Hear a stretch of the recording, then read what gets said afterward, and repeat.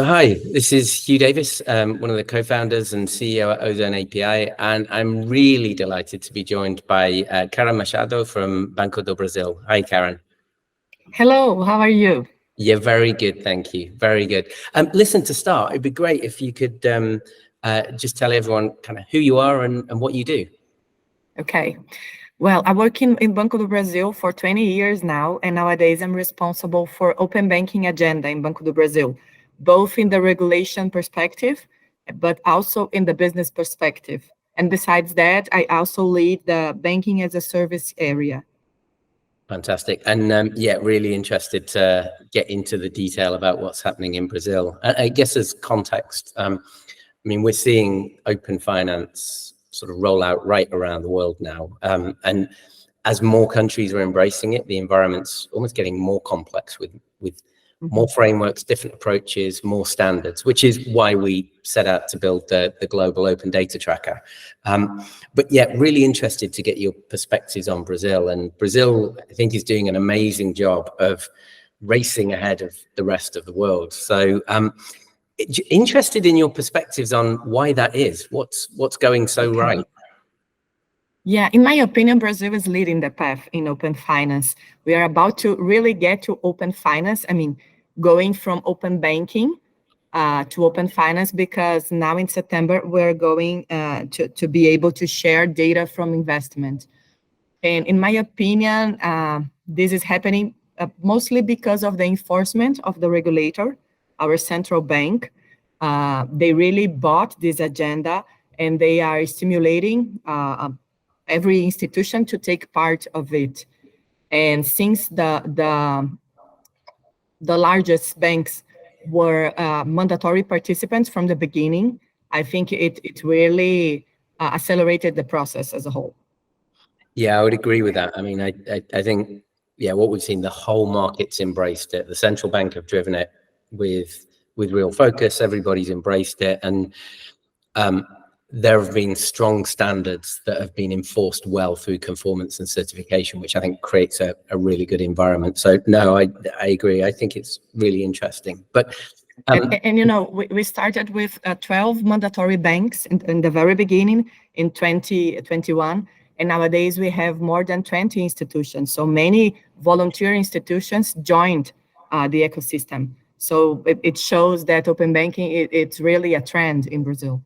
Yeah, absolutely. And the usage is really showing that as well. But all of that's a kind of a great start point. What do you think's missing in Brazil? What are the next things to take it to the next level? Okay. Well, I would say at first we need to have more KPIs from the ecosystem, because managing the ecosystem is not easy. And sometimes I feel we need to have a better vision on what's happening. Besides that, as I said, some institutions joined the ecosystem, but there are a lot of institutions that would be voluntary participants who didn't join yet.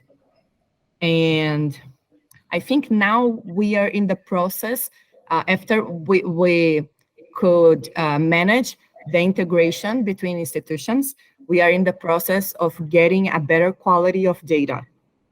So we are all the time we are going to the specifications again to make them clear, and so the institutions will be able to have more use cases regarding open banking data. So I think that these three topics will be important for the next year. Metrics, because we need to manage the ecosystem, data quality, and the participation of volunteer institutions.